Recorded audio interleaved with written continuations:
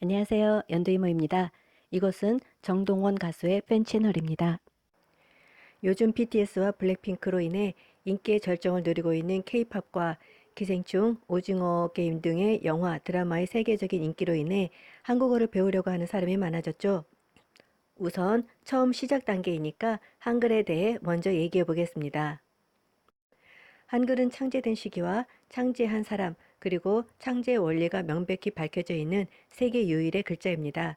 1443년 세종대왕이 28개의 글자를 만들었는데요. 4개의 글자는 쓰이지 않게 되었고 현재는 자음 14개, 모음 10개, 합계 24개의 글자만 남았습니다. 기생충을 보신 분들은 기억나실 거예요. 기우남매가 사장네 집에 도착해서 초인종을 누르기 전에 제시카송을 부르죠.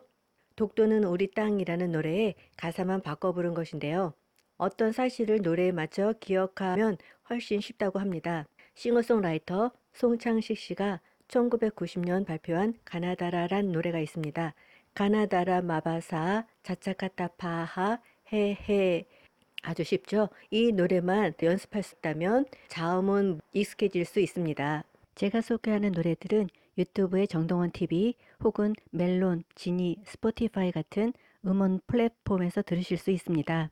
음원으로 나오지 않은 노래들은 제가 어디서 볼 수 있는지를 말씀드리겠습니다. 한 가지 아쉬운 점은 여백은 음원이 유튜브 상에 공개가 되지 않았어요. 그래서 멜론이나 지니, 스포티파이 같은 음원 사이트에서 들으실 수밖에 없습니다. 아니면 정동원 TV 안에 있는 이 동영상을 보시면 됩니다.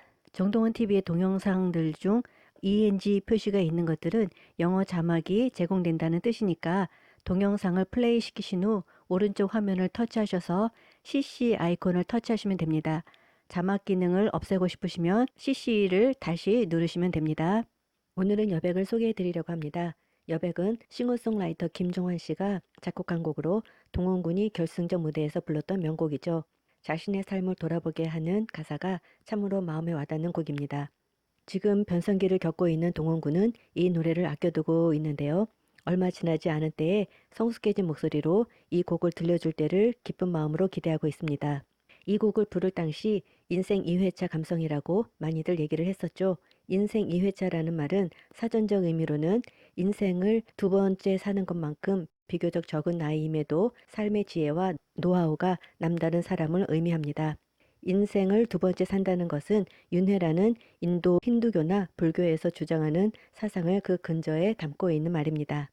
여백이란 말을 영어 사전에서 찾아보면 블랭크 스페이스, 마진으로 나오는데요. 이 노래에서 말하는 여백의 의미와는 조금 차이가 있습니다. 여백은 내면을 중시하는 동양적 사고를 반영합니다. 그림을 예로 들어볼까요? 서양화의 경우 화폭을 꽉 채워서 그림을 그리고 색을 칠하는 경향이 크지만 동양화의 경우 여백을 고의적으로 활용하여 대상에 대한 표현을 간결히 하고 여백을 강조하여 오히려 더욱 심오하고 풍부한 내용을 전달하고 있는 것이죠.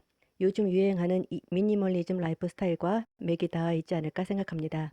이처럼 여백은 여유의 공간으로서 보는 이에게도 감정과 생각을 허용하고 비어있는 것처럼 보이지만 오히려 더욱 공간이 확대되고 내용도 충실해지는 공간을 의미합니다. 따라서 우리의 삶에서의 여백은 잠시 일상을 멈추고 가만히 자신을 반성하는 시간이며 더 나은 내가 되고 더 나은 세상을 만들기 위해 충전하는 중요한 시간이라고 할 수 있습니다. 가사 해석 방법에 대한 질문에는 이렇게 대답했습니다.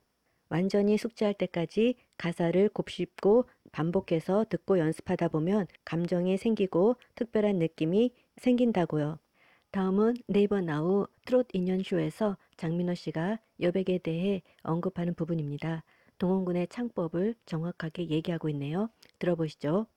장민호 씨는 동원군이 아무런 꾸밈 없이 담담하게 노래 부르는 것이 좋았고 삶과 청춘을 회고하는 내용의 노래를 소년이 부름으로써 듣는 이들의 마음에 더 강한 울림을 주고 노래에 빠져들게 만들었다고 말하고 있습니다. 계속해서 노래의 소개로 넘어가 보겠습니다. 얼굴이 잘생긴 사람은 늙어가는 게 슬프겠지. 잘생기는 잘생기다가 기본형입니다. 뜻은 생김새나 얼굴이 훌륭하고 미끈하여 보기에 좋다, 잘나다 란 뜻인데요. 니은이라는 어미를 붙여서 뒤에 오는 사람을 꾸며주고 있습니다. 개는 것이라는 말의 줄임말입니다. 슬프겠지는 슬프다라는 형용사가 기본형인데요. 겠지라는 추측을 나타내는 어미가 붙었습니다. 아무리 화려한 옷을 입어도 저녁이면 벗게 되니까. 옷을에서 시옷 받침이 오고 그 뒤에 이응이라는 초성이 왔기 때문에 연음이 돼서 옷을 이렇게 발음이 되고요. 입어도도 마찬가지입니다. 비읍이라는 자음 받침에 뒤에 이응 초성이 왔기 때문에 입어도 이렇게 연음이 됩니다. 벗게는 시옷이라는 받침이 왔지만 뒤에 자음 기억이 있기 때문에 드라는 발음으로 표현이 되죠. 내 손에 주름이 있는 건 길고 긴 내 인생의 훈장이고 마음에 주름이 있는 건 버리지 못한 욕심의 흔적. 거는 것은이라는 말의 줄임말입니다. 것이라는 것은 여러 사물을 대신해서 쓸 수 있는 대명사와 같은 역할을 합니다. 못한, 못하다라는 말이 기본형인데요. 여기에서 시옷 받침이 오고 뒤에 자음 히읗이 왔죠. 이런 경우에는 히읗이 트 발음이 납니다. 못한 이렇게요. 청춘은 붉은색도 아니고 사랑은 핑크빛도 아니더라. 청춘은 만물이 푸른 봄이라는 뜻으로 20살 안팎의 젊은 나이를 비유하여 이르는 말입니다. 그런데 푸른 봄 좀 이상하지 않으신가요? 초목이라면 녹색 봄이라고 해야 될 텐데 우리 선조들은 웬일인지 푸르다라는 형용사를 사용하고 있습니다. 이렇게 시각적으로는 초록색이지만 말로서 푸르다고 표현하는 방법이 또 한 가지가 있습니다. 대표적인 예가 바로 신호등인데요. 빨간색, 노란색, 파란색 이렇게 얘기를 합니다. 분명히 우리 눈에는 초록색으로 보이는데 왜 파란색으로 표현을 했는지 모르겠네요. 일상적으로 쓰이는 거니까 알아두시면 좋겠습니다. 그리고 또 한 가지, 한국인들은 색을 표현할 때 파란색, 노란색 이런 식으로 색이나 빛이라는 말을 붙여서 사용합니다. 마음에 따라서 변하는 욕심 속 물감의 장난이지. 그게 인생인 거야. 전화기 충전은 잘 하면서 내 삶은 충전하지 못하고 사네. 전화기는 유선, 무선, 통칭해서 전화기라고 표현하는데 특히 휴대폰 같은 경우에는 핸드폰이라는 말도 많이 사용하고 있어요. 핸드폰은 정식 영어가 아닌 콩글리시로 알고 있는데 한국에서는 굉장히 많이 쓰이는 단어이니까 알아두시면 좋을 것 같습니다. 마음에 여백이 없어서 인생을 쫓기듯 그렸네. 청춘은 붉은색도 아니고 사랑은 핑크빛도 아니더라. 마음에 따라서 변하는 욕심 속 물감의 장난이지. 그게 인생인 거야. 전화기 충전은 잘하면서 내 삶은 충전하지 못하고 사네. 마음에 여백이 없어서 인생을 쫓기듯 그렸네.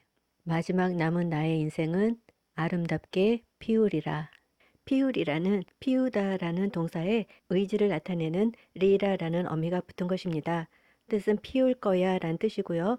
피우다는 꽃을 피우다, 담배를 피우다 등과 같이 여러 표현 등에서 사용되는 단어입니다. 오늘 준비한 영상은 여기까지입니다. 댓글로 여러분의 의견 많이 들려주세요. 감사합니다.